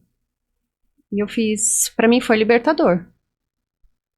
Caramba. Dizer, não, gente, eu sei muito pouco, então nós vamos discutir aqui, vamos falar acerca de tudo, mas eu já quero deixar claro. Isso pra mim agora foi pesado. Tem pessoas que não conseguem nem fracassar. Você precisa subir até um certo nível pra você cair. É verdade. E aí isso saiu da minha cabeça. Olha a importância de se ler. Eu fiz esse raciocínio sozinha? Não fiz. Eu li em algum livro ali de Clarice, eu não me lembro qual. Isso ficou na minha cabeça. E isso me ajudou e muito. É verdade, gente. Até para fracassar você precisa de um certo... de uma certa habilidade, competência. Adorei isso. É libertador. Você fracassou, você foi lá, você subiu. E é penoso subir. Para que você alcance uma altura suficiente para que você se machuque. E aí entra naquela questão que muita gente vive a vida a partir disso, que é que não existem fracassos. Tudo na vida são resultados. Sim. Seja um resultado ruim, ou seja um resultado bom, mas é um resultado. Então, o fracasso é justamente quando você desiste. Sim. Você enxerga dessa forma? Exato. Eu tenho muito medo da desistência. Porque enquanto eu errar, enquanto eu fracassar, enquanto eu perder e continuar, eu sei que eu estou viva e estou bem. Porque isso é natural. A partir do momento que eu desistir, aí eu ficarei preocupada. Gostei Porque muito. isso automaticamente fará com que eu não viva. Nós estamos em constante evolução. Agora fala pra mim, nessa questão das pessoas quererem sempre adaptar, porque não, porque tudo é evolução, tudo é evolução. Como você lida com todos? Todos. Eu lido de uma forma muito impaciente, intolerante. Porque ele não faz nenhum sentido gramaticalmente falando. Aqui, quando você fala sobre o que é correto dentro da gramática, não é o meu achar, o seu achar. Nós nos baseamos num raciocínio. A língua portuguesa, ela vem do latim. Então, no latim havia o masculino e o neutro. Eu falava todos para o masculino e todos, com terminação em U, para o neutro. Meninos, meninos. Como havia essa semelhança sonora, se você pronunciar rápido, às vezes você fala com um, às vezes você fala com um. E a língua portuguesa, ela é regida pela lei da economia, eles uniram o masculino e o neutro. Quando eu falo todos, eu já estou me utilizando do pronome neutro. Ele já existe, não é algo que precisa ser criado. Ele já existe. E se porventura não fosse esse o motivo, quando eu digo todes, eu preciso dar continuidade na concordância. Como que coloca isso numa É frase? impossível, você tem que refazer, você tem que derrubar toda a gramática e retomá-la do zero. Meu Deus, é assustador. Então, pra você realmente, teoricamente, não faz sentido nenhum. Nenhum, porque eu teria de dizer aqui, todes aqui, meninas, menines, meninos, devem levar o recado ao... Nossa, É impossível. E aí, quando eu digo todos e dou continuidade ao normal, eu mesmo estou me valendo da incoerência. Que continuou. e sejam bem-vindos todas e todos. Aí você está fazendo uso de uma redundância. Por Isso. medo de ferir. Quando você diz todos, você já está englobando o homem e a mulher. Por que eu falo isso? Porque vários eventos eu vou e o orador daquele evento, ele quer abrir o evento dessa forma. Eu falo, Jesus. Agradar. Ele morre de medo de dizer todos. E as mulheres não se sentirem incluídas. Por isso ele diz todos e todos, porque ele desconhece a língua portuguesa, da qual ele fala. Ainda Então, é bem. incoerência. E fora isso, fora essa incoerência, como que nós fazemos adaptações com as crianças cuja deficiência é grande? Sejam as que tenham dislexia, TDAH, os cegos, ninguém faz a inclusão dos cegos. Você já viu alguém gritando, falando, gente, mas o cego ele não consegue ler aqui, olha a quantidade de livro, cadê os livros? Codificados para que eles consigam ler? Ninguém grita isso. Então não é sobre inclusão. Você exclui essas pessoas quando você quer fazer uso de um pronome neutro. Porque elas terão uma enorme dificuldade, elas já têm. Você insere uma dificuldade nova à vida delas, então você não as inclui.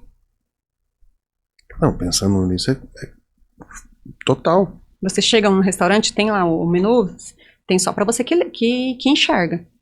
Ele não inclui a todos, não faz inclusão. Não tem ali em braille, não tem em áudio, por exemplo. E aí você dá essa estrutura para uma criança que tem enorme dificuldade, com dislexia, TDAH, autismo. Como que você insere isso? Não é inclusão, é tudo menos inclusão. É dizer que um grupo vale mais do que o outro. Sim. Então não tem nenhum sentido, nem gramatical, nem social, nem inclusivo, nada. Nada. Você não consegue achar um bem feito aí.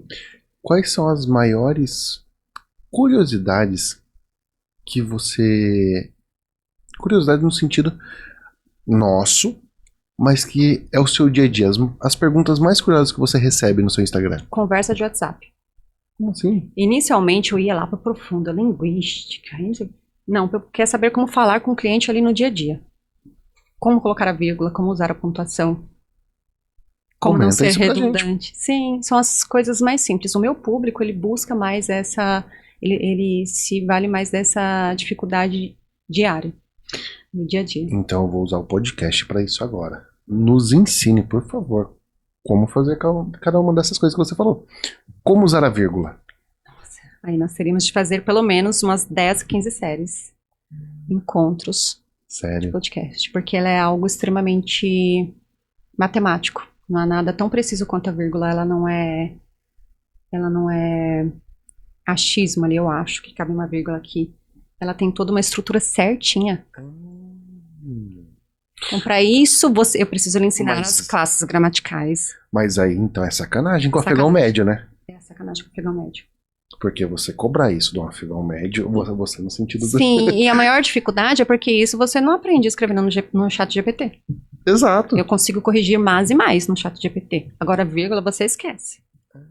No dia a dia, como você faz para se lembrar? Você não consegue consultar. Tem vírgula aqui? E o duro é que a bendita da vírgula... Ela é terrível. E ela pode mudar completamente o O sentido sentido. de um texto, de uma frase. Uhum. Inclusive, induzindo ao erro, né? Induzindo ao erro. É terrível. Mas como aprender esse Mais profundo. Eu preciso dar uma base gramatical a você, não tem como eu dizer, porque não são simples dicas. Ali eu dou no meu Instagram para chamar o público. Sim. Se eu digo assim no WhatsApp, oi Rodolfo, oi vírgula Rodolfo, seu nome é Rodolfo, com quem eu falo, independentemente de com quem eu esteja falando, ele precisa sempre ou anteceder uma vírgula ou estar entre vírgulas, que é o que nós chamamos de vocativo. Toda vez que você utilizar o vocativo, a vírgula precisa andar junto. Precisa estar colada. Então, Antes e depois. Se está no começo da frase, Rodolfo, vírgula, tudo bem, ela vai depois. Okay. Do meu vocativo Rodolfo. Ok. Se ela está no meio, oi, vírgula, Rodolfo, vírgula, tudo bem, o vocativo precisa estar sempre isolado. Então, se ele está no começo, ele está isolado aqui, não há nada aqui, e uma vírgula. Se ele está no meio, eu preciso de 2 vírgulas para isolá-lo. E se ele está no fim, ele é isolado por uma vírgula antecedente a ele e o ponto, seja de exclamação, oi, Rodolfo. Já oi, aprendi. Porque, oi, Rodolfo, oi, vírgula, Rodolfo. Aí eu coloco um ponto de exclamação no final. Um ponto. Então, ele está isolado por 2 pontuações. Já aprendi, Entende? porque essa vírgula inicial ali eu não usava. Eu colocava o oi, nome da pessoa e depois... E quando eu digo assim, eu estou bem, e você? Nós sempre aprendemos que não há vírgula antes do e. Ah, sim. Em algumas situações. Quando muda-se o sujeito da oração. Eu estou bem, um sujeito. E você? Outro sujeito. A vírgula está ali para indicar a mudança de sujeito. Então ela vai sim antes do e. E quando o e tem valor adversativo, quando ele tem valor de mas, de ideia contrária. Ele estudou e não passou. Esse ele não é de adição. Ele é uma contradição à ação de estudar. Okay. Quem estuda, passa. Porém, todavia, mas ele não passou. Entendi. Então esse e, ele tem o mesmo valor que o mas. Deve-se colocar uma vírgula anterior a ele. É extremamente complexo. Mas muito legal. Além da vírgula, o que mais pega no seu Instagram? Crase. Ela não foi extinta? O trema foi extinto. Você para linguiça. Porque antes havia o trema para nos indicar que quando há o trema, eu devo dizer linguiça, guiça. Sim. Diferentemente de Guilherme. Guilherme não fala Guilherme. O trema estava ali para indicar que eu deveria pronunciar esse ui. Okay. Ela foi extinta. Ele foi extinto. Mas a crase, eu ouvi alguma coisa. Não, fake news. Ah, é? A crase, ela está com tudo ainda. Sim. Ela é obrigatória. De uso obrigatório dentro da gramática. Então, crase, você continua lá. Quem tinha abolido ela? Retome ali. Eu. Pode retomá-la, refazer sua amizade. Exatamente. Com ela, porque ela está com tudo ainda. Caramba, isso de verdade. Eu achei que também tinha saído. Nossa. Isso foi um choque pra você? Foi. Você precisa de um momento, Rodolfo? Acabou meu mundo. Se você quiser beber uma água, por favor, fique à vontade. Caramba. Aí, fique à vontade e leva a crase. Verdade. Pra diferenciar de a vontade de ele beber água é grande. A vontade de ele beber água. É diferente de fique à vontade. Mas isso eu tô falando porque realmente até alguns textos eu olhava e falava assim, não, aqui não cabe mais isso. Errei total. Sim. E se alguém for olhando no meu Instagram as legendas, que eu adoro escrever legenda. Faça um comunicado, perdoe-me. Eu quero que vocês... Mas no caso você não vai ler minhas legendas, não. Por favor, não.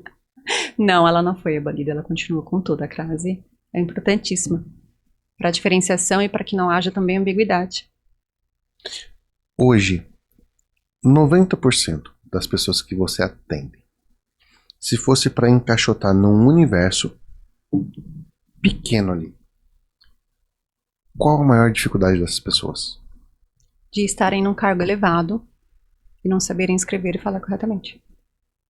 A maior parte do meu público é de pessoas que possuem hoje uma grande responsabilidade profissional, porém que veio de uma vida adulta.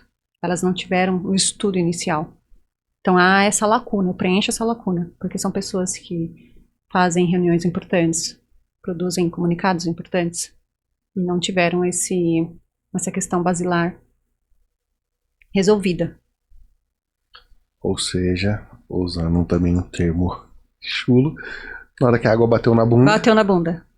Eu iniciei, inclusive foi É engraçado, nós falamos sobre conexões, eu já tive alunos por mais diversos motivos possíveis. E ele me procurou pelo TikTok, meu primeiro aluno importante. Importante no sentido de desafio. Ok. Ele é uma pessoa que ele não recebeu sequer o ensino fundamental, ele é dono de uma grande empresa, de uma exportadora no Rio de Janeiro. Uau. E ele me procurou porque comigo ele se sentiu à vontade, eu nunca havia falado com ele, só por meio dos meus vídeos, de dizer, de apontar essa fraqueza, de expor essa ferida. De que ele alcançou um voo alto, porém, ele sente vergonha porque ele não teve estudo, ele não teve acesso. E comigo ele podia falar aquilo e ser vulnerável. Nós começamos desde as 10 classes gramaticais. Foi um aluno excelente, Antônio, do Rio de Janeiro. Que legal.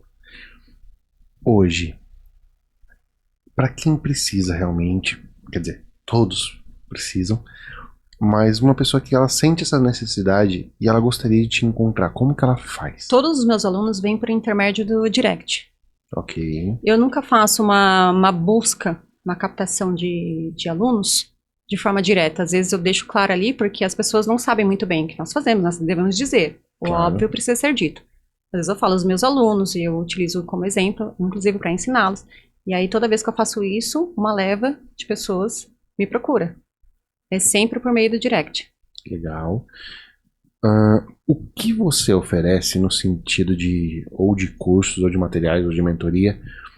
Qual é o seu ecossistema de ensino nesse sentido? Como que você trabalha com as pessoas? É o mais... Não é improvisado, não é a palavra correta, mas é o mais informal possível. Eu justamente alcanço por ter por trazer essa leveza e confiança de que eles podem procurar. Ninguém vai ficar sabendo, é só comigo ali. Então as pessoas me procuram por intermédio. Um a um. E aí eu tenho ali, eu alcanço certos tipos de ensino, que são a literatura, a língua portuguesa, a gramática propriamente dita, e a oratória.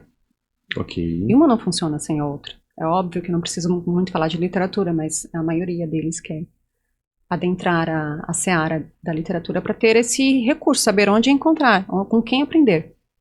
Até mesmo porque a gramática é a teoria. Você aprende. Ok. E a literatura é na prática o que você aprendeu na teoria. Você vê ali os autores se utilizando do que eu ensinei a você. Onde eu vou ver isso na prática? Lendo.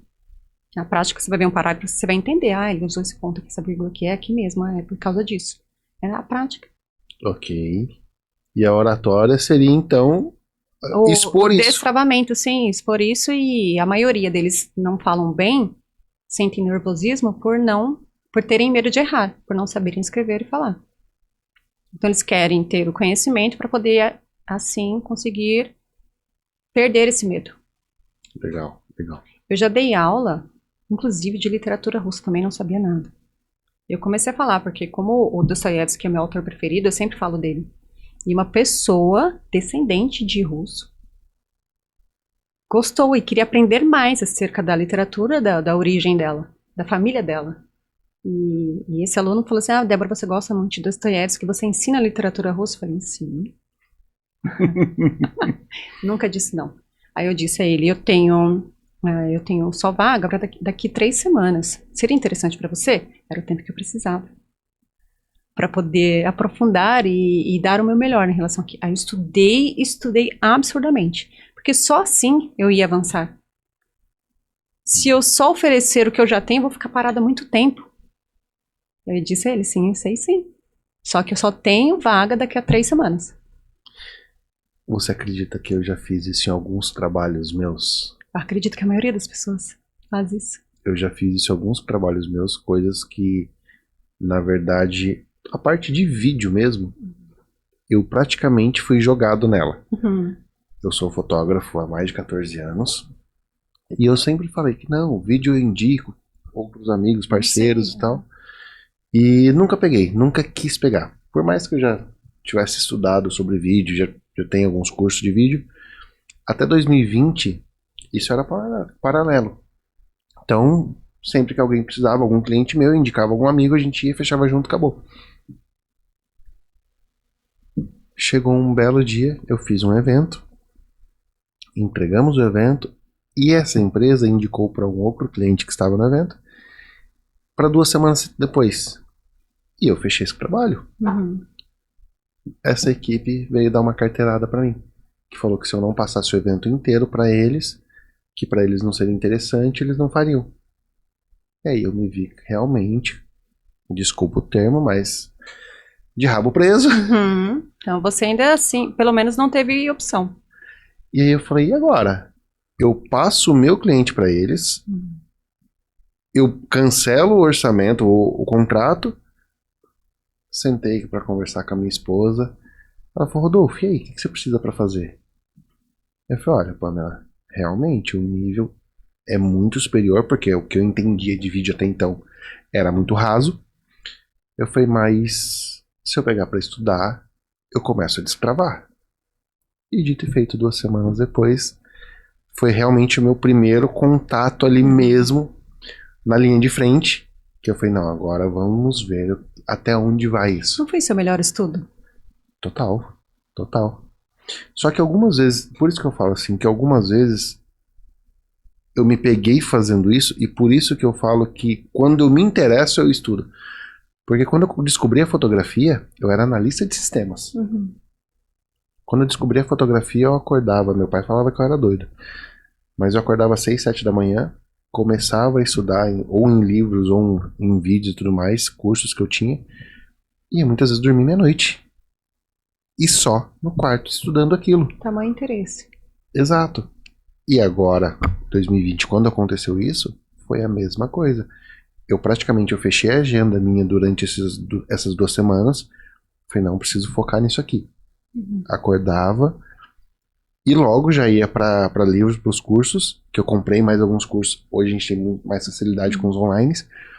Comprei mais alguns cursos, falei, não, vou debruçar em cima disso. E graças a Deus, 2 semanas depois, deu tudo certo. E ainda consegui fazer isso com o aval da empresa. Sim. Porque eu abri o jogo para a empresa. Ah, você abriu o jogo? Abri o jogo. E falei para eles, olha, eles queriam esse vídeo para ser passado no dia, que é o que a gente chama de Someday Edit. Então você, durante o evento, você já faz, edita e passa no dia. Eu falei para eles, olha, eu não vou ter condição de fazer isso no dia, porque eu tô sem estrutura necessária para isso, que eu tinha equipe, acabou acontecendo um problema. Não abri 100%, mas coloquei como se tivesse acontecido um problema. Eu falei, mas pra eu te entregar na semana seguinte o vídeo, eu consigo. E fecharam dessa forma e tudo bem. Só que na hora que chegou na quinta-feira anterior, eu já estudando e tudo mais, eu conheci um outro amigo que ele estava disponível para esse dia. E aí ele falou, Rodolfo, se você precisar eu vou com você. Já liguei para a empresa, na hora. Liguei para o contato que eu tinha da empresa, expliquei para ela, falei, olha, eu consegui mais uma pessoa para estar comigo no dia, porque o argumento que eu usei para ela foi que eu não teria equipe. Uhum. Eu falei, conheci mais uma pessoa para levar no dia, e essa pessoa eu ainda não conheço. Então vamos fazer um combinado? Se eu conseguir editar esse vídeo, ou seja, criar esse vídeo lá e passar, você me paga. Se não, continua. Você deixou aberto ainda. Eu fiz uma inversão de Sim. risco.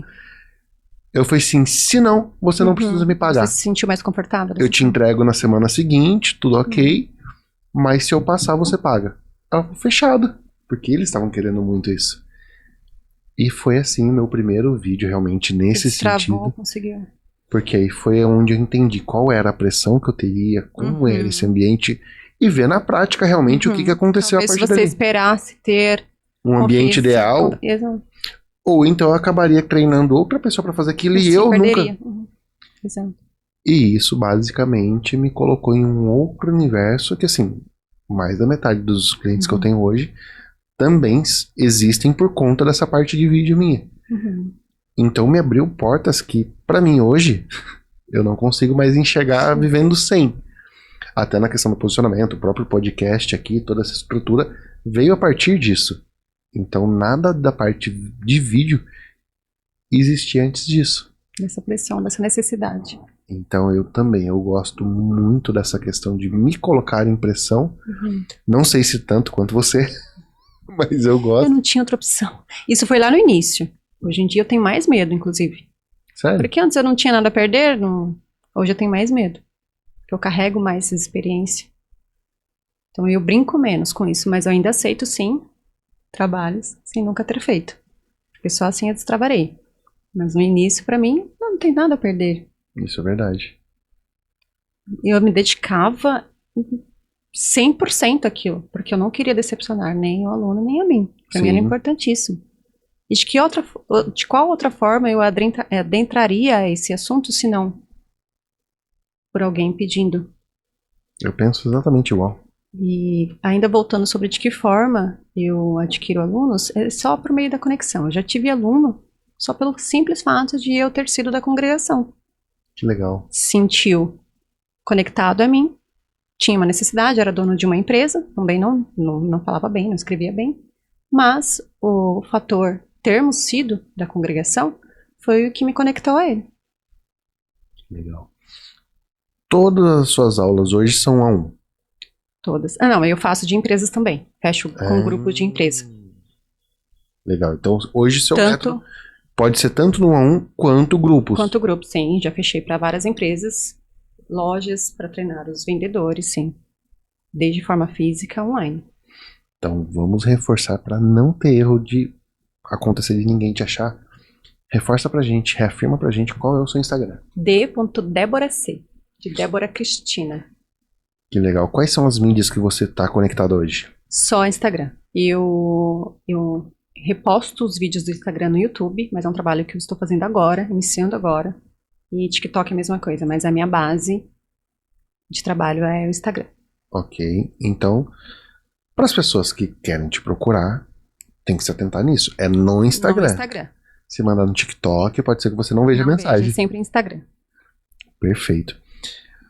Agora partindo para a nossa reta final.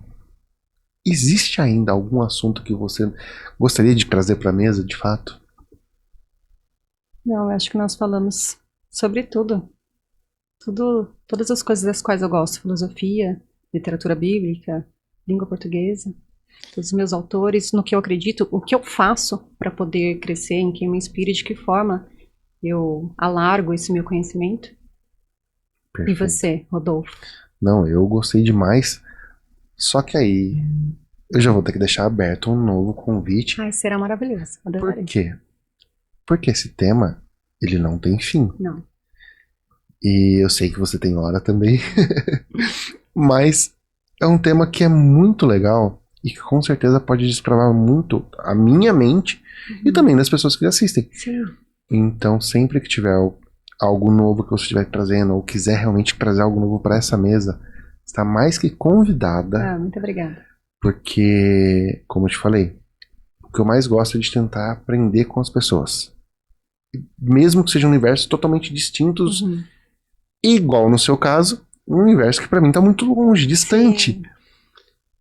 Mas é muito louco perceber que existe um caminho. E o que eu puder fazer para tentar aproximar esse caminho para o meu aprendizado e também compartilhar esse conteúdo, eu quero. Sim, e nós traremos novamente o fantasma Crase. Ok, boa. Você sabe que ele não sumiu, ele não permaneceu. Já Está passou. entre nós. Já passou. Foi um grande prazer, Rodrigo. Eu senti-me completamente confortável. Dubitavelmente voltarei. E com certeza será um enorme prazer novamente. Fiquei feliz demais. Gente, se você chegou até aqui, já não esquece, já vai em curte, compartilha, comenta, você sabe tudo que tem que fazer. Eu não gosto de ficar parando o episódio pra fazer isso, porque a pessoa perde a linha de raciocínio e tudo mais. Mas você que tá assistindo e chegou até aqui, me ajuda com isso, vai lá, faz, nos ajude a crescer dessa forma. Não tem como eu finalizar esse episódio sem falar novamente das cadeiras Amazonas que nos ajudaram a chegar até aqui também. Então vai lá, entra no site deles. Se você precisa de orçamento, fala com eles. Eu tenho certeza que você vai gostar demais. E agora finalizamos mais um episódio do Retratos Podcast. Muito obrigado por ter chegado até aqui. Até mais.